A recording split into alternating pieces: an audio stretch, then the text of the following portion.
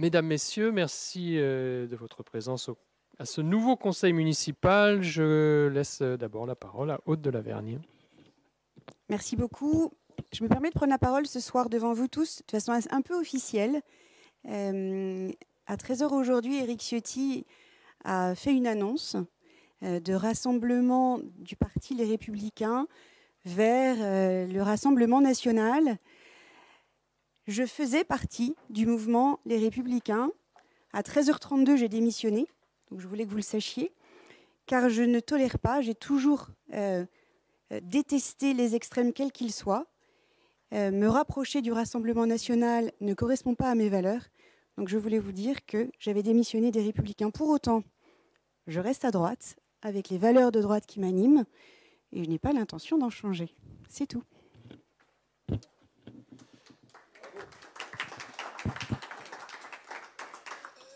Merci beaucoup et j'espère qu'on arrivera là-haut à travailler comme on travaille ici, c'est-à-dire avec des gens qui sont de gauche, avec des gens qui sont de droite, avec des gens qui sont au centre, mais avec un rejet et une frontière très ferme vis-à-vis des extrêmes, que ce soit l'extrême gauche, la France insoumise particulièrement, et l'extrême droite avec le Rassemblement national ou Reconquête.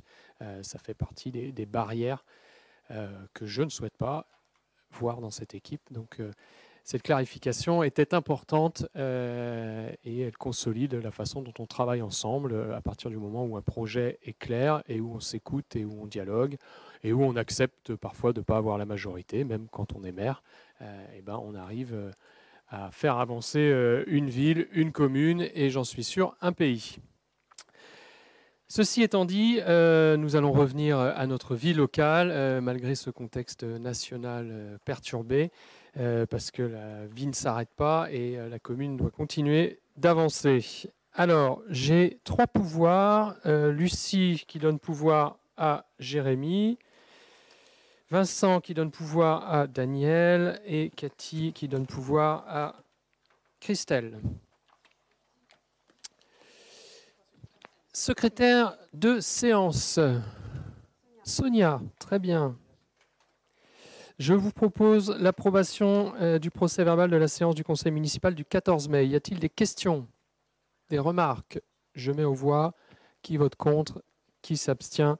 C'est adopté. Merci beaucoup. Vous avez le compte-rendu des décisions avec pas beaucoup de décisions.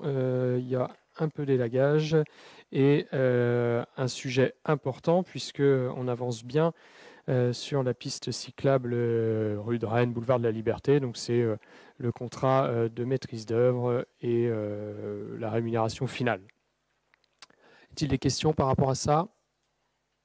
Très bien, merci beaucoup. Et je passe la parole à Bertrand David pour la délibération 90. Donc, en date du 28 août 2023, la commission permanente du département d'Ille-et-Vilaine a voté la convention du contrat départemental de solidarité territoriale avec Vitré Communauté pour la période 2023-2028. Dans ce cadre, une subvention forfaitaire de 538 640 € a été attribuée pour le projet de démolition et reconstruction de l'espace Fayel, donc qui comprend une bonification de 75 000 € car le projet répond à des enjeux de transition écologique.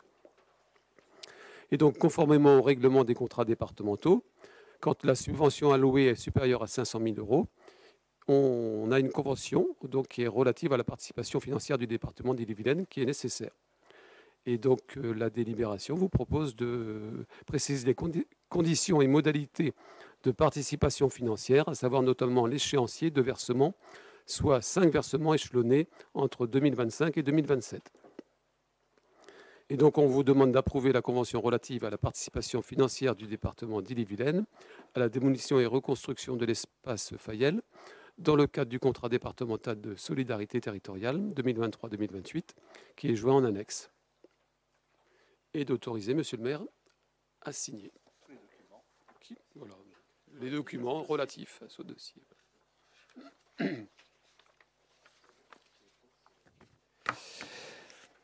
Y a-t-il des questions? Donc c'est vrai qu'on a reçu un courrier cette semaine ou la semaine dernière. Le département est dans une situation financière difficile. liées notamment à l'effondrement des droits de mutation, qui pouvaient être prévisibles peut-être. Mais en tout cas, le département, sur l'ensemble des versements de ces subventions, a demandé à toutes les communes, ce n'est pas propre à Châteaubourg, mais en fait d'étaler les versements, et on peut s'attendre sans doute dans les mois qui viennent aussi à des réductions des dépenses de fonctionnement de la part du département qui est aujourd'hui dans une situation financière difficile. Donc le président Chenu nous a écrit tous les maires pour nous expliquer tout ça. On était déjà un petit peu prévenus depuis quelques mois, mais ça a l'air en tout cas de s'aggraver. Donc forcément, le département doit faire des choix. Il ne revient pas pour l'instant sur ces décisions de subvention. Donc les subventions qui sont accordées seront versées. Maintenant, il nous demande de pouvoir étaler un peu plus le versement de ces subventions. Donc maintenant, je ne sais pas ce qui se passera dans l'avenir. Est-ce qu'il y aura toujours autant de subventions sur les futurs projets? On peut s'interroger au vu de la situation critique du département. Et donc les versements iront du premier trimestre 2025 au premier trimestre 2027. Voilà. Alors qu'on va livrer la salle en septembre 2025, vraisemblablement. Donc on voit qu'on ne va pas toucher les subventions tout de suite. Donc heureusement, la situation financière de Châteaubourg va permettre d'absorber ce décalage. Mais il y a des communes qui parfois sont un peu plus justes que nous. Et donc le décalage peut avoir des conséquences, peut obliger pour boucler un budget à faire un emprunt supplémentaire ou à revoir certaines dépenses. Donc voilà, il faut espérer que ça n'impacte pas trop d'autres communes. Mais nous, il faudra s'attendre. On va toucher des subventions en fait jusqu'en 2027, donc c'est-à-dire quasiment 18 mois après la fin des travaux définitifs de la salle. Y a-t-il des questions?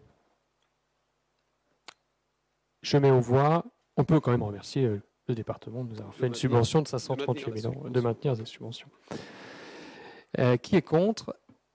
Qui s'abstient? Merci beaucoup, c'est adopté. Et je passe la parole à Hubert.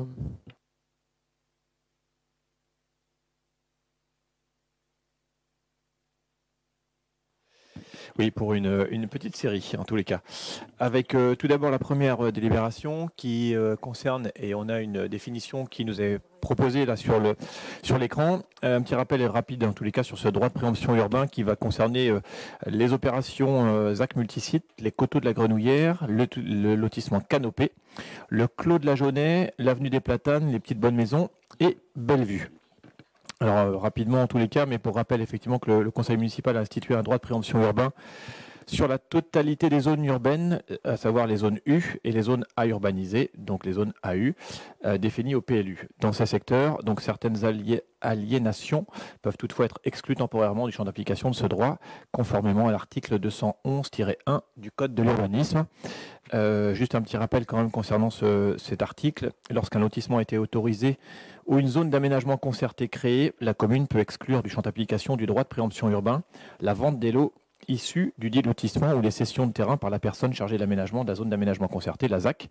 Dans ce cas, la délibération du conseil municipal est valable pour une durée de 5 ans à compter du jour où la délibération est exécutoire. C'est-à-dire qu'effectivement, on va se passer de passer à chaque fois les DIA qui vont concerner ces lotissements et tous les lots qui vont être vendus prochainement. Donc on va aussi gagner du temps dans nos conseils municipaux à venir. Donc, c'est pourquoi il est proposé d'exclure du périmètre du droit de préemption des ventes de lots issus des lotissements suivants. Donc, on les a identifiés sur l'écran derrière, hein, vous les avez parfaitement identifiés. Donc, on retrouve effectivement celui qui est en numéro 1, donc le lotissement Les Coteaux de la Grenouillère, que l'on retrouve route de Cervon. En 2, le lotissement Canopé. Là, on revient juste sur la rue de Vitré, le rond-point à côté du rond-point Super U. Lotissement du Clos de la Jaunet, on se retrouve route de Cervon, au nord de la route de Cervon. Le lotissement avenue des Platanes avec le numéro 4, que l'on retrouve un petit peu plus haut aussi, ce qui est le plus au nord. En 5, la ZAC multisite, bon voilà, on l'a tous bien identifié, la grosse partie qui se trouve au sud des coteaux de Cheminel. En 6, lotissement des Petites Bonnes Maisons, que l'on retrouve à l'extrême sud du coteau des Cheminel, et en 7, lotissement donc de Bellevue, donc qui se trouve sur la route de Domanier, boulevard de la Liberté, le plus au sud. Voilà, on les a tous bien identifiés ici, donc on les exclut du droit de préemption urbain. Juste pour rappel, effectivement, qu'il est également donc proposé effectivement d'exclure de ce périmètre du droit de préemption les cessions de terrain réalisées dans la ZAC multisite par la ville de Châteaubourg, qui est donc l'aménageur de cette opération. Donc, suite à cette présentation en commission commission 3 du 13 mars 2024, il est donc proposé d'exclure pour une période de 5 ans du périmètre du droit de préemption les votes de ces lotissements. Merci Hubert, ça raccourcira le nombre de DIA de nos conseils, puisque vous imaginez bien quand on va commencer la commercialisation de la ZAC, si c'est pour avoir toutes les parcelles une par une, c'est une perte de temps inutile. Y a-t-il des questions? Je mets aux voix. Qui vote contre? Qui s'abstient? C'est adopté. Délibération 92, toujours Hubert. On est toujours dans le droit de préemption urbain, mais cette fois-ci avec une délégation du droit de préemption à Vitré Communauté dans les secteurs à vocation d'activité. Donc là aussi, on a une carte à vous présenter dans cette délibération. Donc juste effectivement pour jeter un petit coup d'œil, mais le titulaire du droit de préemption peut déléguer son droit à l'État, une collectivité locale ou un établissement public y ayant vocation ou à concessionnaire d'une opération d'aménagement. Cette délégation peut porter sur une ou plusieurs parties des zones concernées ou être accordée à l'occasion de l'aliénation d'un bien. Les biens ainsi acquis entrent dans le patrimoine du délégataire. Alors on va peut-être voir sur notre écran, effectivement, on a, je pense un peu plus loin, surligné. Oui.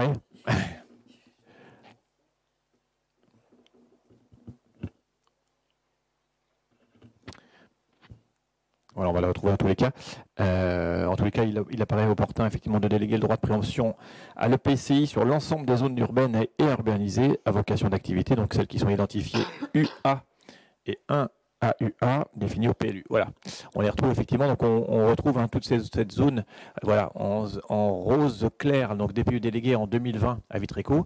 Et donc l'objet de ces délibérations, c'est effectivement toute la partie rose un peu vive là que l'on retrouve. Donc on s'aperçoit effectivement tous les secteurs qui sont concernés. Et puis on a un petit secteur qui se trouve au niveau du Super U. Donc c'est pourquoi effectivement on a cette petite zone qui est isolée. Donc voilà, il est proposé donc suite à cette présentation en commission du 29 mai 2024 d'approuver cette délégation du droit de préemption urbain à Vitré Communauté sur l'ensemble des zones urbaines, donc à vocation d'activité UA et à urbaniser à vocation d'activité 1AUA définies au PLU. Y a-t-il des questions? Très bien, je mets aux voix. Qui vote contre? Qui s'abstient? C'est adopté. Merci beaucoup. Hubert, 93, c'est toi. Oui, taxe d'aménagement. Reversement à Vitré Communauté dans les secteurs, puisqu'on vient de les voir, des parcs d'activité de la Gaultière, de la Fontenay et de la Rublonnière. Alors, je vous fais grâce de la lecture. En tous les cas, considérant que la charge des équipements publics relevant de la compétence développement économique de Vitré Communauté est représentée sur le territoire des communes concernées par l'aménagement et la requalification des zones d'activité. Même chose, on a un petit visuel à vous présenter sur les différents secteurs. On retrouve zone d'activité de la Rublonnière, le parc d'activité de la Gaultière, que l'on voyait.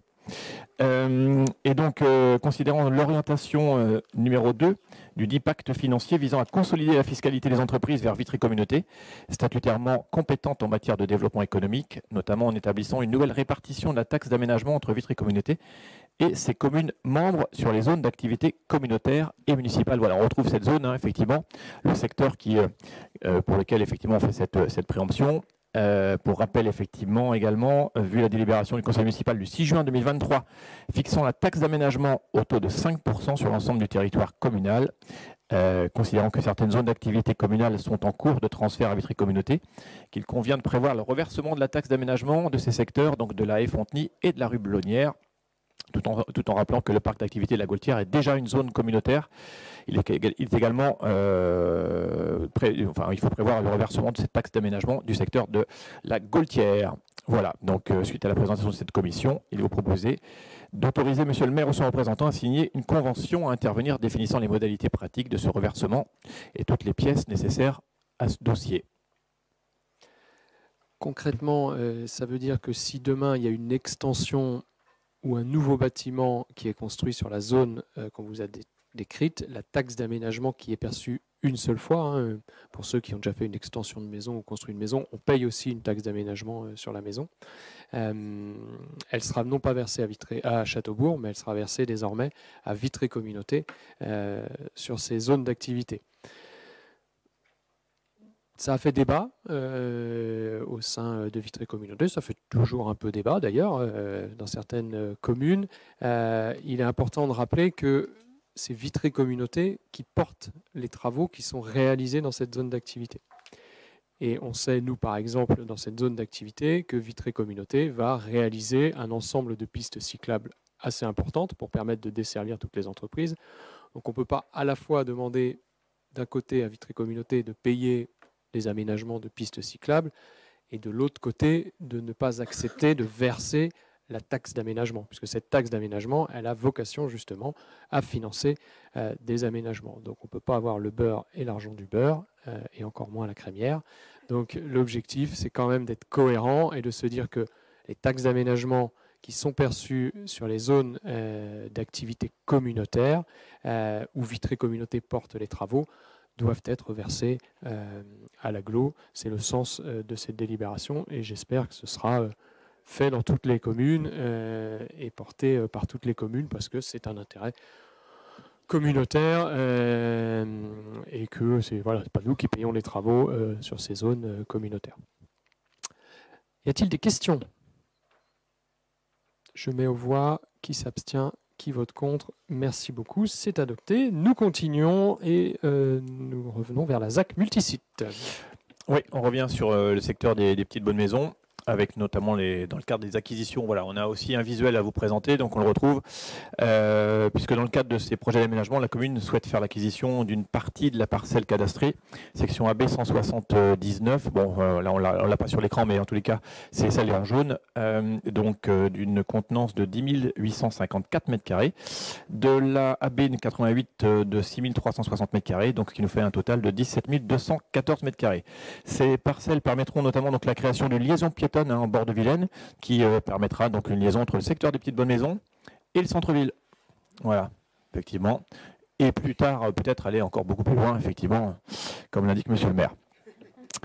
En concertation donc avec les propriétaires, il est proposé une acquisition à 70 centimes du mètre carré, soit 12 049,80 € net vendeur. Les indemnités d'éviction à charge de la commune et la prise en charge des frais de notaire par la commune. Donc il est proposé effectivement d'acquérir une partie de cette parcelle AB 179 de cadastrée, ce qu'on a vu, et la AB 88 aux conditions précédemment présentées. Parcelle qui n'est pas constructible. Hein. On est sur une parcelle agricole, donc achetée au prix agricole, 0,70 centimes. J'ai dit 70 € du mètre carré. Y a-t-il des questions? Qui vote contre? Qui s'abstient? C'est adopté. Merci. Délibération 95. Voilà, on reste sur le secteur de la ZAC des multisites. Des secteurs des petites bonnes maisons. Dans le cadre de ces projets, toujours la commune souhaite faire l'acquisition aussi d'une autre parcelle, la AB 175, d'une contenance de 8 482 m². Cette parcelle... Ouais, 82. C'était corrigé. Oui, excusez-moi. Oui. Ce qu'on aurait retrouvé peut-être aussi sur nos visuels tout à l'heure. Et c'est très bien, c'est très bien. Cette parcelle donc appartient effectivement, donc elle permettra notamment la création d'une liaison piétonne, là aussi, puisque en fait c'est le pendant de ce qu'on vient de voir, c'est le complément en tous les cas, puisque c'est de la partie un peu plus à l'ouest. Donc elle permettra cette liaison piétonne en bord de Vilaine. Donc toujours la même chose, ce que nous montrait Monsieur le maire tout à l'heure, une liaison donc entre le secteur des petites bonnes maisons et le centre-ville. Donc il est proposé pour ce qui concerne cette parcelle les conditions suivantes: une acquisition à 1 € pour l'ensemble de la parcelle, indemniser l'éviction à la charge de la commune et la prise en charge des frais notariés par la commune. Donc voilà pour ce qui concerne cette délibération. Voilà, alors le prix là est 1 € symbolique, mais ça s'inscrit dans le cadre de la négo globale, puisqu'on a aussi acheté dans le cadre de la ZAC précédemment des terrains. Donc voilà, c'était dans la négo globale cet euro symbolique. Des questions, des remarques? Je mets aux voix. Qui vote contre? Qui s'abstient? Merci beaucoup, c'est adopté. On continue, 96. Oui, et qui concerne les indemnités d'éviction au GAEC les 2L. Donc, toujours dans le cadre du projet effectivement d'aménagement de la ZAC.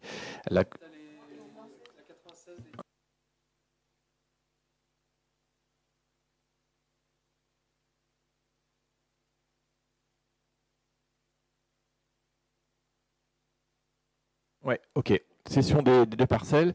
On reste toujours dans ce même cadre-là. On a pas mal de délibérations qui concernent effectivement la ZAC multisite et notamment ce secteur des petites bonnes maisons. Ces parcelles donc sont des délaissés de la voie des petites bonnes maisons et avec une contenance, on a 680 mètres carrés. Voilà, c'est ce qu'on a effectivement qui est répertorié en bleu ciel qui monte. Dans ce cadre, il est prévu une cession de ces parcelles aux conditions suivantes. Donc même chose, 70 centimes du mètre carré, ce qui représente un total de 476 €. Le montant sera ajusté en fonction de la contenance cadastrale définitive et la prise en charge des frais notariels à charge de l'acquéreur. Des questions, des remarques, qui vote contre, qui s'abstient, c'est adopté. Délibération 97. Voilà, c'est celle sur laquelle j'étais parti, indemnité d'éviction au GAEC des 2L.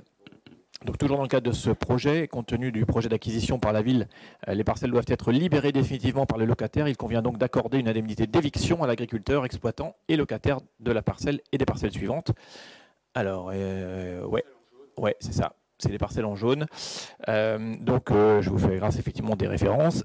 Donc, à la demande de l'agriculteur, l'estimation des conséquences économiques et financières de la perte des moyens de production ci-dessus décrite a été chiffrée par le CER France et l'indemnité proposée s'élève à 38 465,77 € pour ce qui concerne donc cette délibération.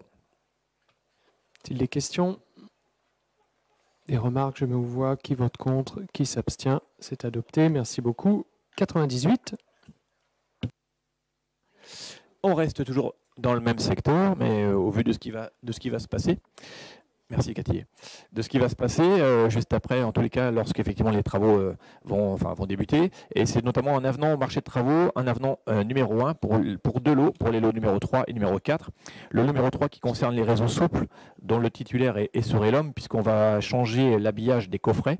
On va passer d'un habillage de coffret qui est prévu au marché en pain traité, et on aura donc un habillage en chêne massif avec des lames en bois de section de 100 par 250. Voilà pour ce qui concerne le lot 3. Et pour le lot 4, il s'agissait effectivement d'une prestation supplémentaire de nettoyage qui n'était pas prévue au marché initial et qui est rendue nécessaire pour la réalisation des travaux d'un montant de 1 445 € hors taxe. On rentre vraiment dans le concret, puisque les travaux de viabilisation vont démarrer d'ici la fin juin, vraisemblablement. C'est pas vraisemblablement, vont démarrer d'ici la fin juin. Et donc, on va rentrer, je dirais, au deuxième semestre dans la phase de commercialisation. Donc, tout va s'accélérer un peu pour cette ZAC, en espérant que la baisse des taux d'intérêt qu'on est en train de constater va permettre, notamment aux primo-accédants, de pouvoir acheter et faire construire sur notre commune. Je mets aux voix la délibération 98. Qui vote contre? Qui s'abstient? C'est adopté. Merci beaucoup. Délibération 99, cahier des charges. Oui, donc sur cette ZAC multisite, on vous l'avait déjà présenté, mais effectivement, il y a plusieurs secteurs, et sur le secteur des petites bonnes maisons, et notamment l'approbation du cahier des charges de cession du terrain des îlots E et F. Alors là, je pense... Non, on n'avait pas. Bon, ok, d'accord. Voilà, vous savez qu'à l'intérieur de la ZAC, effectivement, eh bien, il y a un secteur, effectivement, qui est resté, qui n'est l'ancien propriétaire, et qui fait une dation qui fait l'objet effectivement d'un cahier de charges de cession de terrain, qui est un cahier qui définit les droits et les devoirs des acquéreurs de l'aménageur et de la collectivité dans le cadre de la vente des terrains à commercialiser au sein du périmètre de la ZAC. Ce cahier des charges de cession de terrain indique notamment le nombre de mètres carrés de surface de plancher dont la construction est autorisée sur la parcelle cédée.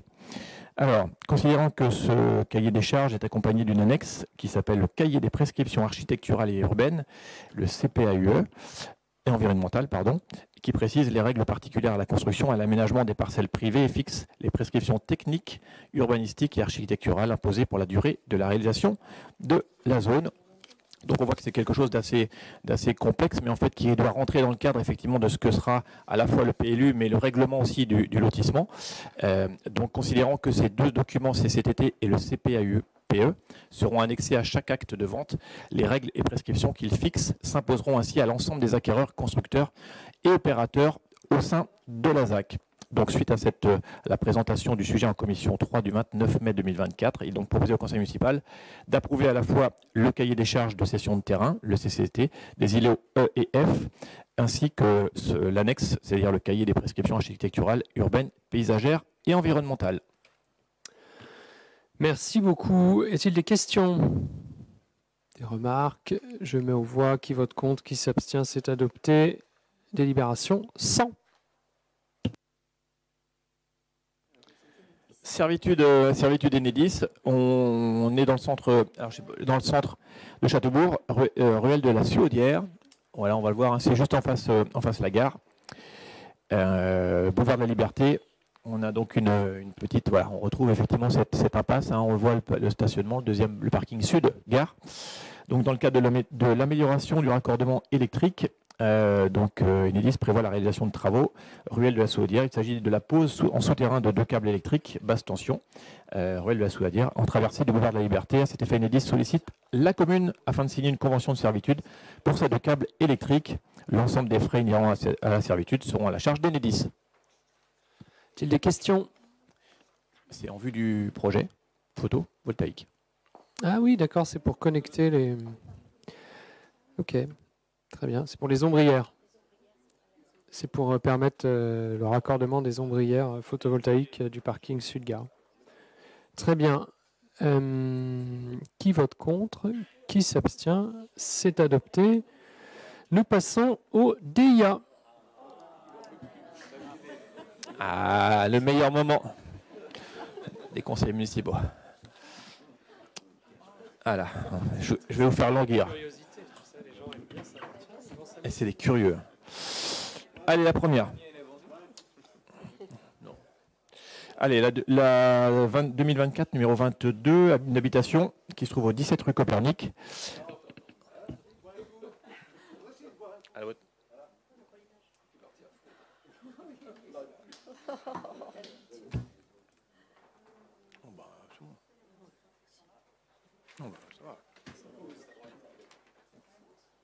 On a travaillé le sujet, on a répété. Anne-Gaëlle, elle m'a dit attention, j'avais des consignes, je vais te dire. Ouais. Elle m'a envoyé des messages, faut pas donner les noms, faut pas donner ça, faut pas donner ça.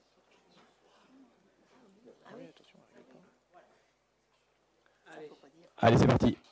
17 rue Copernic, une parcelle de 600 mètres carrés, c'est une maison, voilà. Donc là, on n'a pas de préemption. La 2024-023, on se retrouve 2 impasses Annie Canon. Tout le monde voit où c'est parce qu'on a pris une délibération pour cette nouvelle appellation, mais on voit que sur la route de Cervon, là-bas, c'est en train de se compléter, ce lotissement également, une parcelle de 508 mètres carrés. C'est justement pour ça qu'on vient de prendre la délibération, ce qui nous évitera d'avoir toutes ces DIA à venir. La deuxième, Annie Canon également, mais cette fois-ci au numéro 4, une parcelle de 463 mètres carrés. Voilà, pas de préemption. La 2024-025, on est au 6 rue de Vitré. Alors voilà, une habitation avec 1026 mètres carrés de terrain. Belle propriété, pas de préemption. La 2024-026, on est 1 rue du Chêne Vert avec une parcelle de 429 mètres carrés. Voilà, tout le monde voit. C'est ça. Voilà, pas de préemption. On va au 16 rue de la Croix-Guillemets, sur une parcelle de 920 mètres carrés. Oui, voilà. C'est ça. Voilà. Oui, c'est l'ancienne Châtel. Voilà. 920 mètres carrés, pas de préemption. La 2024-028, 31 rue de Paris, une parcelle de 957 mètres carrés.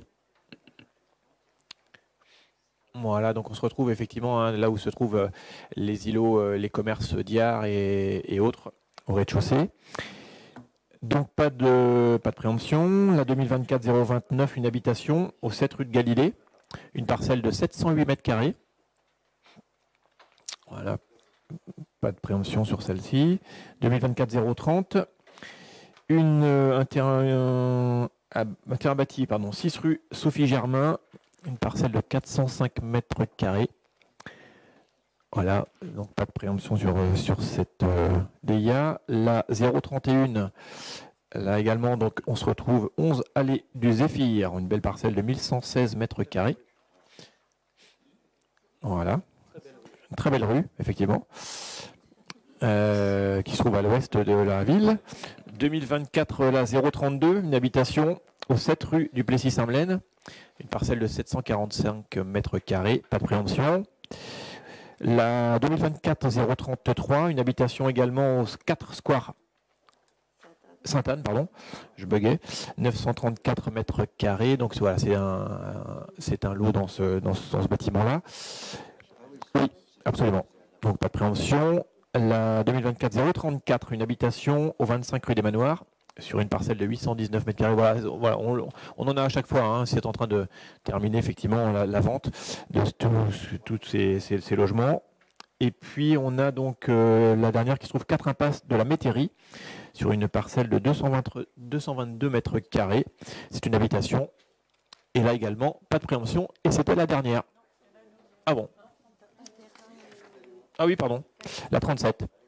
Une habitation qui se trouve au 14 rue Saint-Pierre. Voilà, c'est vous voir si certains suivaient, effectivement une belle maison, ouais, qui se trouve juste derrière l'école du Plessis. Voilà, pas de préemption pour cette dernière DIA.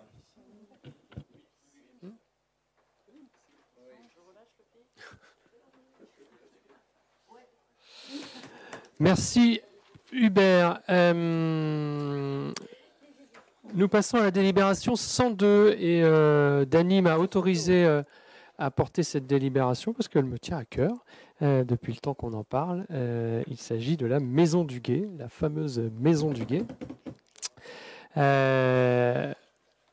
Donc on arrive à un moment où on a supprimé un certain nombre de verrues qu'il y avait à Châteaubourg, parce que si on revient quelques années en arrière, vous aviez le vieux hangar SNCF où il y a aujourd'hui la médiathèque. Vous aviez juste à côté les vieux locaux du kayak derrière le PMU, là où il y a désormais un petit parking. Vous aviez les vieux garages où il y a désormais la cour des artistes. Vous aviez la place Bel-Air et le centre commercial Bel-Air qui ont été refaits. Vous aviez le local où il y a aujourd'hui Thierry, le coiffeur, qui était aussi un peu à l'abandon à l'époque. Il y a eu aussi, du coup, juste à côté, l'ardoise de Nino qui a refait aussi la devanture et l'ancien Glen Café, souvenez-vous. Il y avait la gare SNCF dont les travaux viennent de démarrer. Et sur ce mandat, il restait pour moi 2 verrues qu'il fallait traiter. Je les appelle comme ça parce que c'est vrai que c'est des choses qui cassent l'image d'un centre-ville et tout le travail qu'on essaye de faire, notamment avec les espaces verts, de valorisation à travers le fleurissement, à travers les parcs, etc. Donc il restait l'immeuble qui fait l'angle de la mairie, là, vous savez, juste en face de la mairie. Donc les travaux sont en cours. Et donc là, l'immeuble va être complètement rénové avec un rénovement à la fois à l'intérieur, mais aussi un ravalement complet de la façade, changement des menuiseries, etc. Donc on va avoir place de la mairie d'ici quelques mois un immeuble qui aura été rénové. Et donc il nous restait la Maison du Guet. Et donc on va vous présenter, alors vous l'avez déjà vu, mais c'est surtout pour la presse, et le visuel sera envoyé en parallèle si vous voulez le reprendre dans la presse. Et donc nous allons céder la Maison du Guet à Zoé Renou, qui est aujourd'hui la gérante de l'atelier floral, et donc elle va déménager à terme son commerce pour y installer en fait dans la Maison du Guet son magasin de fleurs, avec la partie magasin qui sera à l'étage et une partie uniquement stockage de fleurs ou de matériel au rez-de-chaussée, puisque la partie du rez-de-chaussée est en zone inondable et donc ne peut pas être ouverte au public. Donc il y aura uniquement l'étage qui sera ouvert au public. On est dans une rénovation qui s'inscrit dans ce qu'on a fait à la Cour des artistes. Hein. On est vraiment un peu sur le même niveau de finition et le même niveau de rénovation. Donc voilà, on est plutôt content. La vente sera bien sûr soumise à l'obtention du permis de construire et il y aura une clause pour qu'on respecte bien et que voilà, qu'elle ne fasse pas autre chose que ce qui est prévu. Donc la vente sera bien sûr conditionnée à la réalisation de ce que vous voyez derrière moi. Le prix de vente est de 44 000 €. On pourrait trouver ça pas très cher. Comment a été calculé le prix de vente ?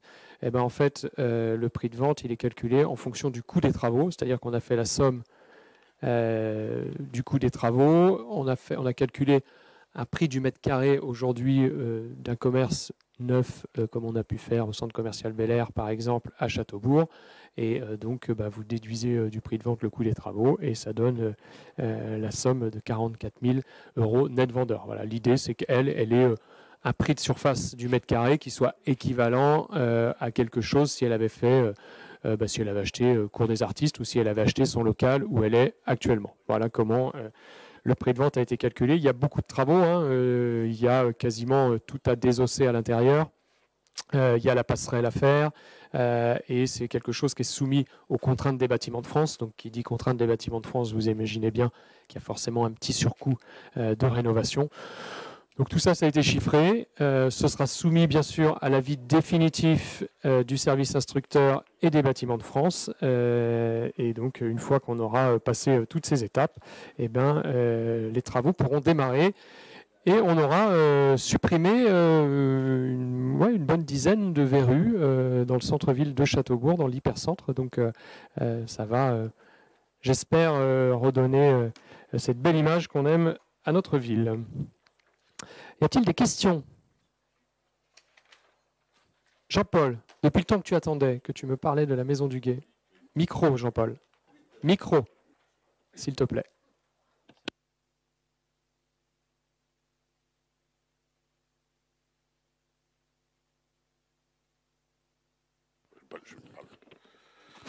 Ouais.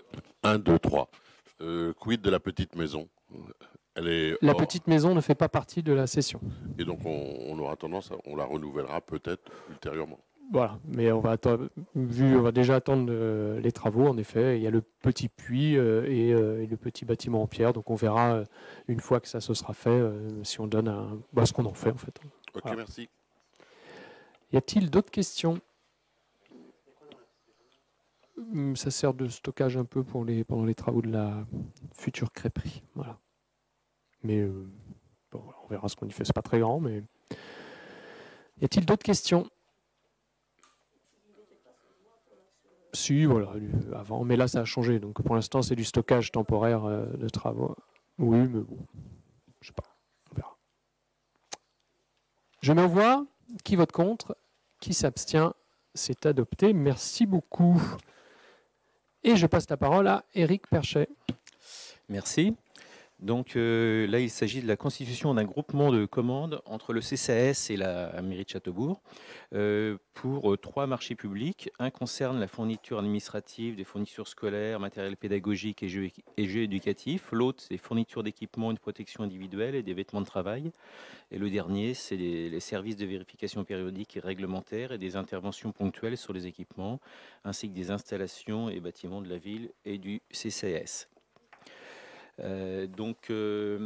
Considérant que le CCAS doit également souscrire à ces marchés publics, il est proposé de créer un groupement de commandes régi par une convention pour mutualiser ces achats.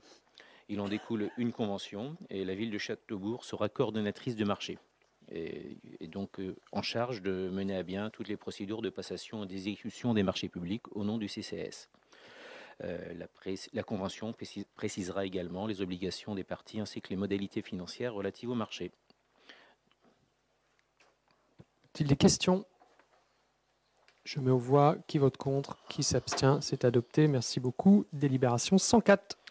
Alors là, il s'agit d'adhésion à un groupement de propriétaires fonciers pour autoriser à signer des appels à manifestation d'intérêt, AMI, concernant l'implantation d'infrastructures de recharge pour véhicules électriques, IRVE, les bornes de recharge. Donc le comité syndical SDE 35 lance des AMI pour développer les bornes de recharge et il souhaite sollicite la ville de Châteaubourg pour adhérer à un groupement de propriétaires fonciers pour la mise en place de ces AMI et des installations des bornes IRVE. Il faut savoir que le SDE 35 exploite depuis 2016 le réseau BA Ouest Recharge qui compte plus de 120 stations de charge dans l'ensemble du département. Donc c'est le premier opérateur d'Ille-et-Vilaine et il souhaite donc continuer à développer ces bornes pour répondre aux besoins futurs. Donc dans ce cadre, la SDE 35 souhaite assurer la mise en œuvre d'AMI annuelle ou biannuelle pour l'installation de ces IRVE. Et pour mettre à disposition du foncier public disponible pour lequel le SDE ne souhaite pas ou ne possède pas la capacité humaine et financière à porter les projets auprès d'opérateurs privés. Le comité syndical SDE 35 s'est réuni le 10 avril 2024 et a validé la convention constitutive du groupement de propriétaires un accès à la présente délibération. Il est proposé au conseil municipal d'accepter les termes de cette convention. Y a-t-il des questions? Romain? Et du coup, ça sera une borne de recharge? Alors après, le choix des bornes, c'est indépendant, mais c'est souvent deux, et c'est des charges rapides, pas ultra rapides, mais des charges rapides. Ouais, okay. Comment? Oui, oui.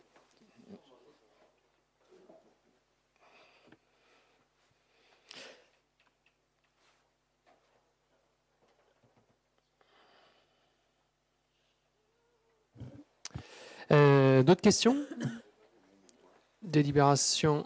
Je la mets au vote. Ouais, on n'a pas voté. Qui vote contre? Qui s'abstient? Merci beaucoup. Et on continue avec la délibération 105. Alors là, il s'agit de la réhabilitation de l'ancienne gare en local commercial. Le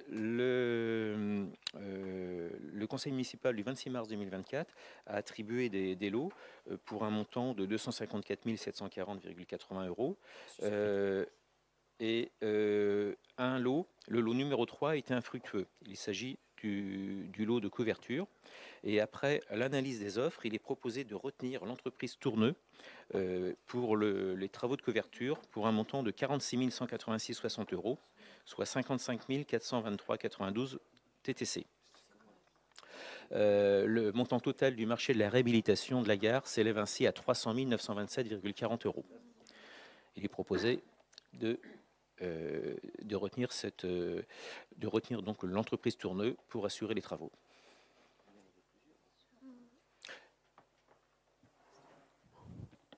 Oui, pour la couverture. Ouais. Des questions? On aurait dû mettre des... Ah non, vous les avez eues sur la boucle, peut-être pas. Photo de l'intérieur complètement... On l'avait vu, si la dernière fois. Mais ouais, c'est vrai. Je mets aux voix. Qui vote contre? Qui s'abstient? C'est adopté. Merci beaucoup. Terrain de foot, un avenant. Alors avant l'Euro, un peu de foot. Donc le terrain de foot synthétique, la maîtrise d'œuvre du projet de terrain de football synthétique a été c'est le prestataire Sport Initiative qui avait la maîtrise d'œuvre pour un montant de 18 500 euros. Et il y avait 3 lots de marché d'aménagement pour un montant de 999 978 001 euros, 1 million d'euros. Pour faire simple, considérant que la durée initiale de 20 semaines prévue pour l'exécution du marché et la nécessité de prolonger les délais d'exécution des prestations prévues par le marché comme suit, avec terrassement dont le titulaire est Sporting Sol, délai prolongé jusqu'au 22 septembre 2023. L'éclairage serait l'homme, délai prolongé jusqu'au 30 septembre 2023. Et les clôtures et divers délai prolongé jusqu'au 39 2023. Donc il s'agit d'une prolongation de ces délais et d'une régulation. Ouais, on est vraiment dans de l'ajustement administratif pour que la trésorerie puisse clôturer ce dossier. Des questions? Qui vote contre? Qui s'abstient? C'est adopté. Je passe la parole à Aude. Merci beaucoup. Programme de voirie 2024 donc, a été lancé effectivement lors d'une commission MAPA, un programme de voirie, pas du tout lancé. Le projet est de réaliser un parking de 44 places à la Bourlière, parce que vous avez peut-être lu dans la presse que le métro de la ligne B allait retrouver ses fonctions cet été. A priori, ça devrait tenir la corde. Donc, ça signifie alors que nos voisins viendraient à Châteaubourg déposer leur voiture pour prendre le train. C'est très pratique. Il faut donc des places de stationnement. Nous les anticipons. Par ailleurs, nous allons reprendre des voiries. Impasse ex-rue de Paris qui s'appelle Roncin-Rodin, Impasse rue de Paris. La rue Gay-Lussac, la rue Sophie-Germain et l'allée Bertrand du Guesclin. Également réfection de voirie au chemin du Ouvert, à la Mégalerie et au Launay. Et enfin, la mise en place de bornes d'apport volontaire à côté de la salle Henri Grouès et rue des Mouettes. Pour cela, une consultation a été lancée. Trois entreprises y ont répondu, Pigeon, SRAM TP et SAB. C'est SRAM TP qui, au regard des critères d'évaluation, remporte le marché parce que l'offre est la mieux disante. Et le montant total est de 279 585,95 € hors taxe. Y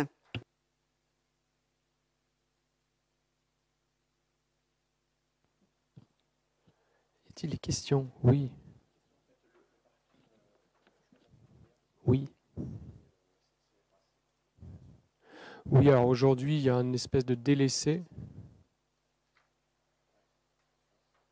Non.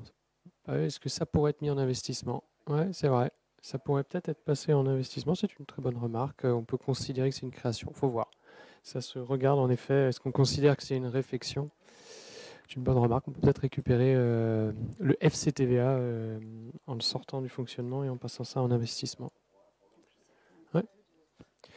C'est une bonne remarque. Alors le parking, je pense que ça doit être 60 000 €, je crois, le parking.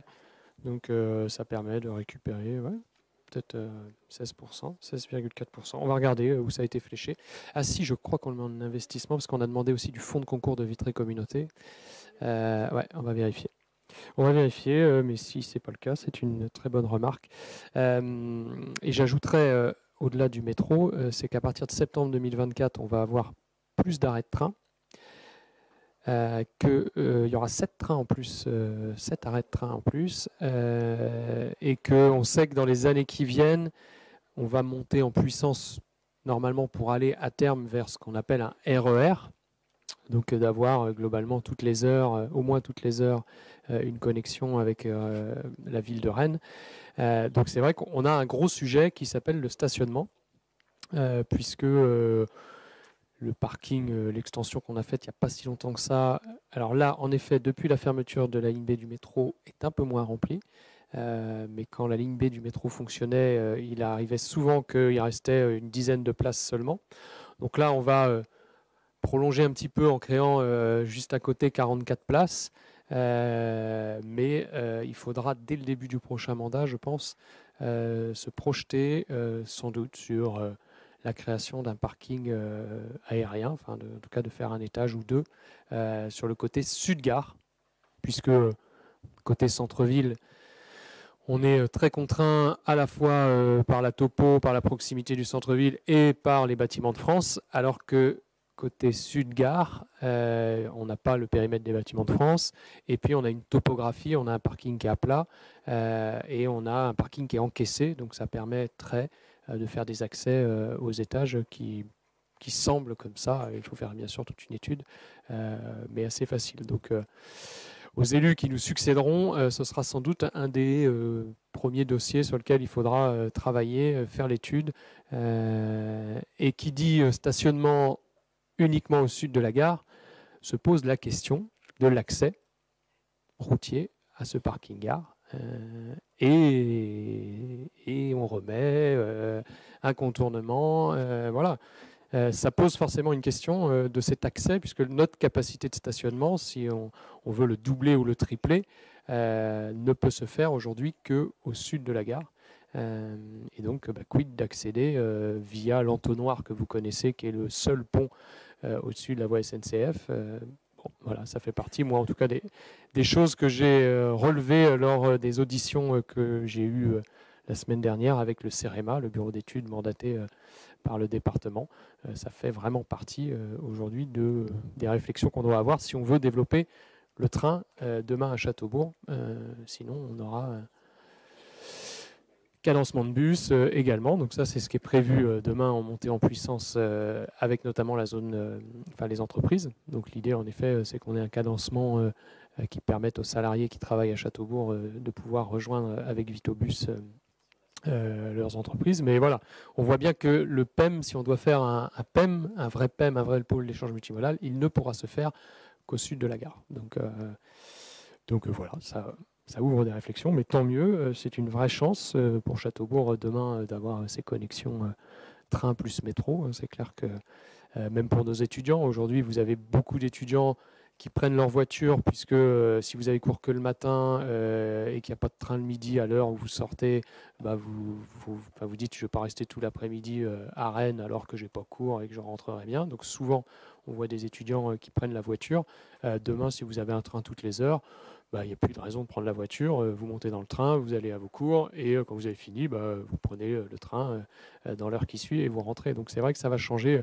Même nous, je vois quand on a des réunions sur Rennes, souvent on ne prend pas le train. Pourquoi ? Parce que quand vous avez fini votre réunion, souvent il n'y a pas de train avant le soir. Donc vous êtes bloqué à Rennes, alors que demain, s'il y a un cadencement toutes les heures, vous avez une réunion dans le centre-ville de Rennes, à la préfecture par exemple ou autre, vous prenez le train, vous y allez, votre réunion se termine, vous prenez le train qui suit. Donc je pense que ça va changer quand même de façon assez importante. Mais ça n'empêche pas que se pose la question de l'accès justement à la gare de Châteaubourg, notamment pour les habitants de Saint-Didier, de Domanier, même de Louvigné, de Possé-les-Bois, de Saint-Jean-sur-Vilaine, de Marpiré. On voit bien que si tout ça doit venir à un moment donné à la gare, il faudra bien qu'on ait des aménagements routiers. C'était une aparté, mais néanmoins importante. Mais ce soir, nous validons le programme de voirie avec notamment, parmi ce programme de voirie, les opérations que Aude vous a citées. Y a-t-il des questions ?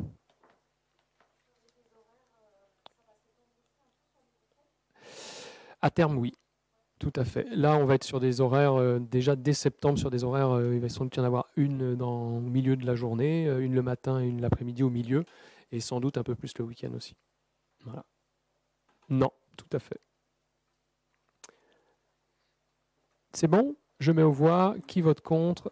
Qui s'abstient? C'est adopté. Merci beaucoup. Et Serge, tu as vu qu'il y avait des réflexions de voirie dans la campagne, hein? Tu as vu? Tu as noté? Non, mais c'est bien, c'est bien, c'est bien. Souvent, Serge est le porte-parole des voiries communales qui mènent chez nos agriculteurs. C'est normal. Délibération 108, je passe la parole à Christelle. Ah non, ah oui, il y a les deux. C'est Catherine Leclerc qui prend la parole. Bien, donc concernant le secteur éducation, effectivement, pour la rentrée scolaire 2024-2025, nous devons donc revoir le règlement intérieur des services de restauration, d'accueil périscolaire et d'accueil de loisirs. Donc ce règlement est un document amené à s'adapter aux évolutions des normes, des circonstances ou des exigences du terrain. Il a donc vocation à évoluer au gré des besoins. Donc quelques petites modifications qui vous sont précisées sur la délibération. Notamment, il n'était pas notifié les documents obligatoires à fournir, quelques situations dérogeant aux règles relatives aux inscriptions via le portail famille. Les dates de prélèvement automatique, c'est essentiel aussi de les rappeler un petit peu en caractère gras pour que les gens ne soient pas surpris. Les facturations, pour quelques petites modifications. Une modification sur le nom de l'étude libre qui prête confusion pour certaines familles qui pensent que c'est vraiment une étude surveillée et obligatoire, alors que normalement les enfants sont en autonomie sur cette étude, je le rappelle. Et puis les règles de cantine à l'affiche, voilà. Quelques modifications. Donc le règlement a été présenté à la COM du 5 juin 2024. Donc il vous est proposé de valider ces modifications dans le règlement. Y a-t-il des questions? Je mets aux voix. Qui vote contre, qui s'abstient, c'est adopté. Merci beaucoup. Nous passons à la délibération 109. Alors, comme tous les ans, nous revoyons donc les tarifs de restauration, accueil périscolaire et accueil de loisirs. Donc, ils vous sont présentés dans les tableaux qui sont à suivre. Et donc voilà, je ne vais pas tout les rebalayer, car ils sont identiques aux chiffres que l'on vous a présentés. Là, ce n'est pas évident, mais l'année dernière, nous avons donc sur la commission de la semaine dernière décidé de ne pas modifier pour la rentrée 2024 les tarifs de la cantine, du périscolaire et de l'ADL. Très bien, donc tarifs identiques. Moi, je les aime bien, ces tarifs, parce que c'est la première fois que je peux à peu près citer mes tarifs sur toutes les tranches de tête. Et oui. Puisque c'est assez simple. Voilà, quand un maire me demande c'est quoi tes tarifs de cantine, je peux les donner de tête par tranche. Donc, c'est assez pratique. Alors, je préciserai que ces tarifs ont été vraiment travaillés sur l'année dernière 2023 pour la rentrée 2023 avec un souci d'équité et ce peut-être pour les 3 années à venir. Donc, pour cela que je vous propose les mêmes tarifs que l'année dernière. Très bien. Je mets aux voix. Qui vote contre, qui s'abstient, c'est adopté. Merci beaucoup. Et nous passons à une délibération stratégique. La mise à disposition d'un bac à jouets. Christelle. Ô combien stratégique, merci Monsieur le maire.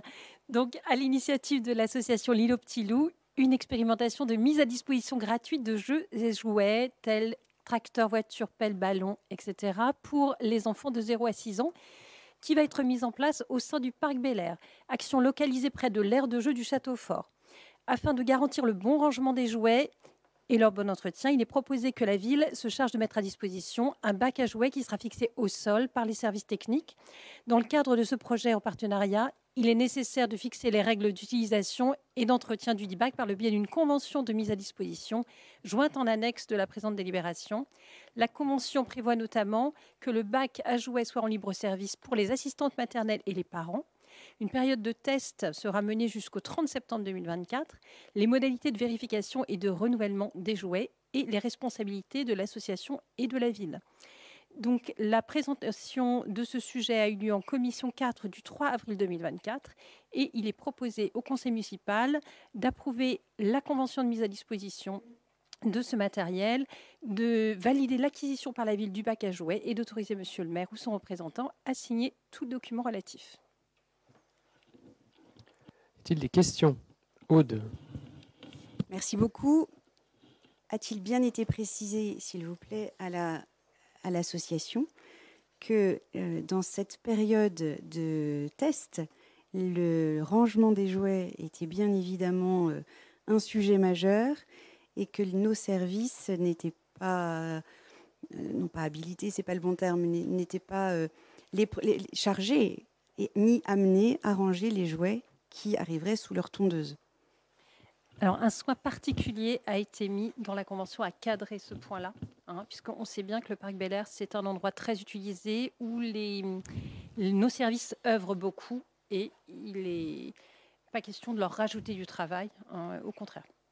Bon, c'est une expérimentation. Voilà, on verra, mais c'est sûr que, bon, on verra bien. Ah si, tout peut arriver. Donc alors, il y a toujours un risque, effectivement, que les jouets soient dérobés, volés, pas rendus. Voilà, c'est certain. Mais c'est aux risques et périls des personnes qui les mettent à disposition. Voilà. On est un peu les assistantes maternelles. Les assistantes maternelles vont mettre un fonds commun à disposition de tout le monde. On est un peu comme Enfin non, c'est pas tout à fait pareil, mais j'allais dire les bibliothèques un peu où on vient déposer des livres. Là, les boîtes à livres, on met, on prend, on remet, on prend. Voilà, si tu as des jouets qui servent plus chez toi, mais qui peuvent être utiles, on les met et puis ça sert le temps que ça sert, le temps qu'ils soient abîmés, cassés, et puis ou volés. Bon, on va voir. C'est vraiment... ça se fait en effet dans certains pays nordiques. Ouais. Voilà. Donc on essaye, on verra bien. Si ça ne fonctionne pas, le bac il servira à autre chose ailleurs. Et puis voilà. Y a-t-il d'autres questions? Je mets aux voix. Qui vote contre? Une abstention, Sonia. Vote contre? Un vote contre, Sonia. Très bien. Et c'est adopté. Merci beaucoup. Nous passons à la délibération 111.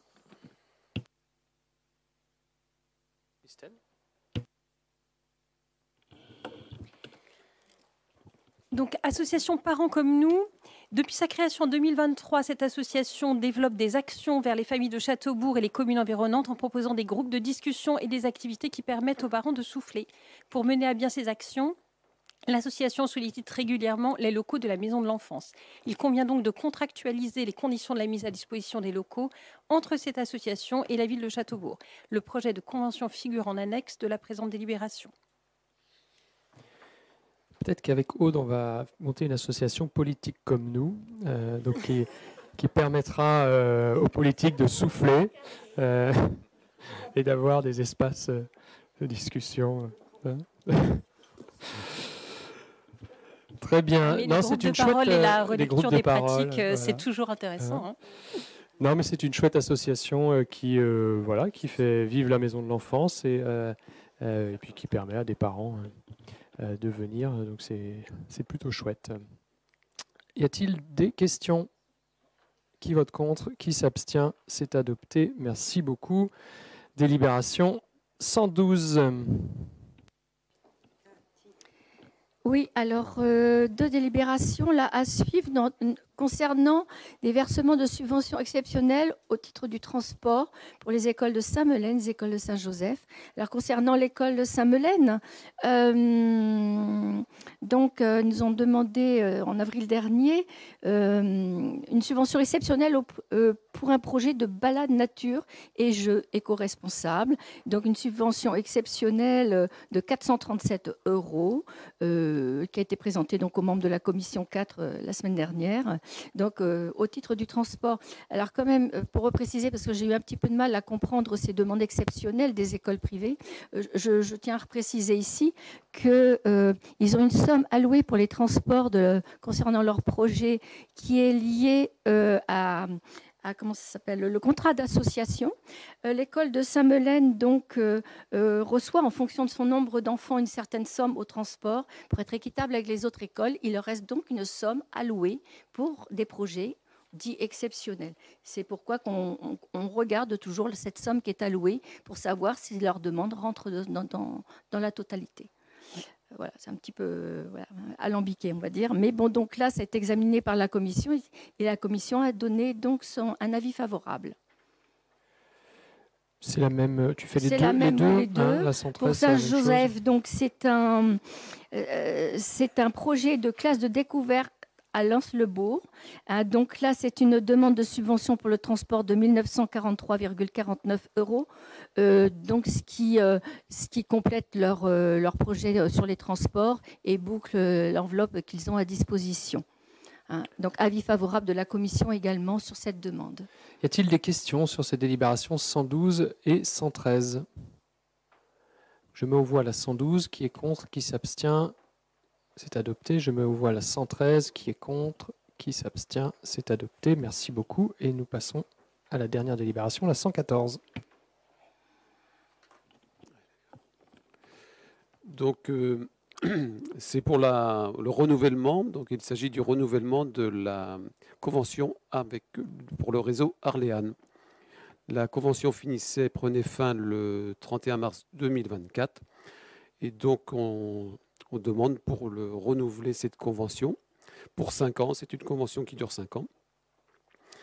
Et c'est tout, quoi. C'est tout simple. En effet. Orléans, c'est les 35 bibliothèques de Vitré Communauté, c'est le réseau de. Voilà.